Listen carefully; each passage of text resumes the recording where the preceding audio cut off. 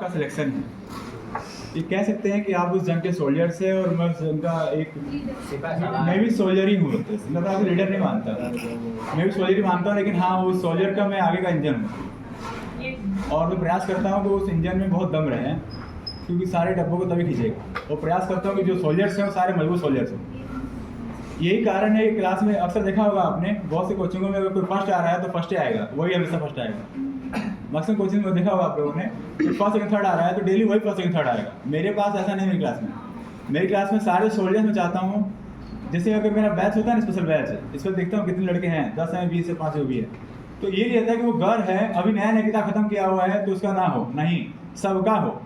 तो मैं चाहता हूँ मेरे जितने सोल्जर्स हैं वो सारे के सारे जो है A1 सोल्जर्स हैं, चाहे उसको पढ़ते हुए 1 साल हुआ हो चाहे 2 साल हुआ हो, उससे मतलब नहीं है। मेरे पास है तो एकदम महारथी हासिल हो, उसको सबसे दबंग सोल्जर्स हो, ऐसे सोल्जर में तैयार करता हूँ। और ऐसे सोल्जर तैयार करने के लिए मुझे कभी कभी सख्त होना पड़ता है। मैं जानता हूँ कि स्ट्रॉन्ग सोल्जर कैसे बनते हैं, मैं अच्छे जानता हूँ, क्योंकि मैं भी एक बहुत बड़ा स्ट्रॉन्ग सोल्जर रह चुका हूँ। और मुझे पता रहता है कि अच्छे स्ट्रॉन्ग सोल्जर बनाने के लिए क्या क्या चीज़ें करना पड़ता है, या उस बच्चे के अंदर क्या क्या होना चाहिए। तो कभी कभी कुछ चीज़ें मैं ऐसे रिएक्ट करता हूँ जैसे लगता है कि आपको कि मतलब ये कभी देखे नहीं, दुख जरा समझे नहीं है स्टूडेंट्स का। ऐसे नहीं बेटा, आपके स्टूडेंट आप जिस भी स्टेज पर हैं वो सारे स्टेज में एकदम बढ़िया से फील कर चुका हूँ, बहुत अच्छे से फील कर चुका हूँ। लेकिन मैं जानता हूँ कि जो दुख दर्द है आपका, दुख तो हो ही रहा है, बेरोजगारी का तो सबसे बड़ा दुख होता है। तो दुख तो हो ही रहा है, तो थोड़ा सा दुख और दे करके ख़त्म ही कर दें इस दुख को। तो ये प्रयास करता हूँ। और हम लोग जो है एक जंग की तैयारी कर रहे हैं, और वो जंग जीतना मतलब नौकरी पाना है। तो हम सभी सोल्जर्स में से कुछ सोल्जर्स हैं यहाँ पर नौकरी पा गए हैं, तो इन्होंने जंग जीता है, इसीलिए इनका फेयरवेल पार्टी था। और इसी तरह से जंग आप भी जैसे जीतेंगे तो आपकी फेयरवेल पार्टी की जाएगी। और प्रयास करता हूँ सारे सोल्जर्स मेरे बहुत स्ट्रॉन्ग रहें, और जिस एग्ज़ाम में जाएँ वो एकदम पास होकर ही आएँ। और दिमाग में कभी मेरी क्लास में रहता नहीं कि कोई बच्चा 1 साल का है या 2 साल का है या 1.5 साल का है तो वो फर्स्ट नहीं आएगा, ऐसा नहीं। ऐसे बहुत से बच्चे हैं जिनको मैंने किताब पढ़ाया है, वो 1.5 साल 2 साल वाला बच्चा जो है 120 का स्पीड लिख रहा है। ऐसे बहुत से बच्चे आप में से। अब वो किस्मत की अलग बात है, किसी का एज ही नहीं है तो क्या करेंगे। और एक कहूँगा एक बात, जैसे एकता नहीं आई है, अब एकता जैसे बच्चों को मेरा इच्छा करता है कि घर में जाओ और थप्पड़ खींच के एकदम खींच के लाओ, थप्पड़ मार मार के लाओ। क्यों? ऐसे बच्चे जो कॉम्पिटेंट रहते हैं, तो उनकी एज नहीं थी।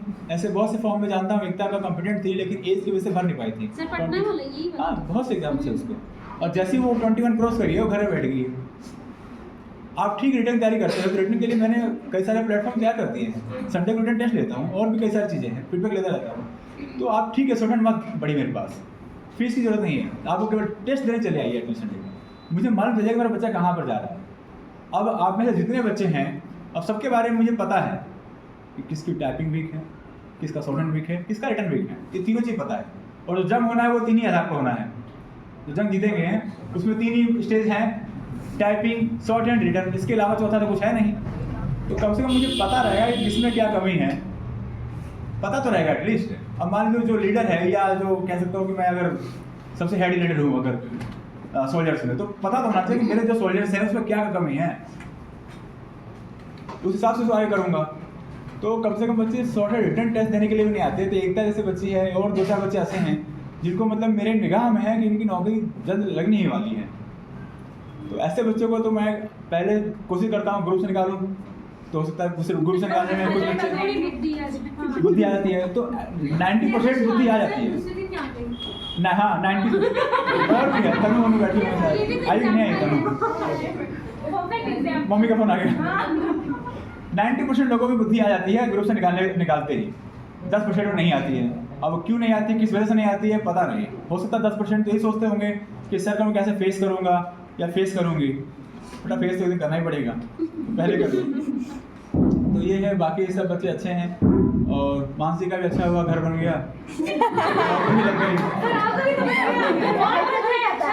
तो मानसी का जब घर बनता था तो बड़ा अपसेट होती थी, तो घर, हाँ भाई ये अपसेट हुआ तो घर बना रही थी।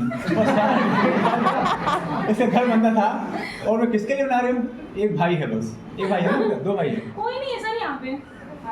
भाई है ना आपका, कहीं और जॉब करता है भाई, कहीं और जॉब करता है, घर बना रही है भाई के लिए।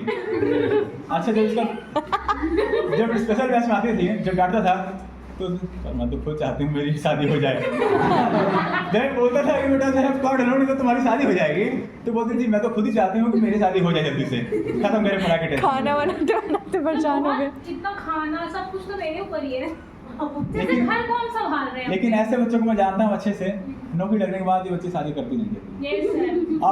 अब जो है ये वेट करती हैं। अभी तो आ जाती जैसे है। सृष्टि थी, बोलती थी कि मेरा सर नौकरी लगवाई नहीं तो तुरंत शादी निपट गई। निपट गई ना, ऐसे सब निपट जाएंगे, ऐसे सब निपट जाएंगे।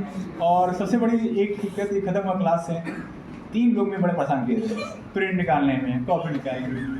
मानसी, मनीषा, मनीष है, ये नाम कौन- ये 3 लोग है, मनीष, मानसी, मनीषा से स्पेलिंग का अंतर है लास्ट में एक का। तो कभी कभी पढ़ने में नहीं होता, ये छूट जाता है, तो मनीषा को मनीष पढ़ देता है। सर मैं मनीषा हूँ सर। मानसी। तो ये मैं बोलता भी था कि झंझट दोनों से जल्दी खत्म हो, मानसी मनीषा वाला, और वाकई जो है ईश्वर ने सुन लिया, दोनों झंझट साथ खत्म हो गए। तो ठीक है, अच्छा है, आकाश भी ऐसे अच्छा ही है, सबके झंझट खत्म हो जाए जल्दी। ऐसे ही आपके भी कुछ झंझट इस तरह के रहते होंगे। सबको झंझट समझे और सबको भगा दो। तो मेरे लिए आप जब तक बेरोजगार हैं, शायद में सब जल्दी बेटा निपटेंगे। एक बात हाँ क्लियरली बता रहा हूँ, मेरे लिए बेटा जब तक आप मेरे नज़रों के सामने हो और बेरोजगार हो, आप मेरे लिए एक झंझट ही हो।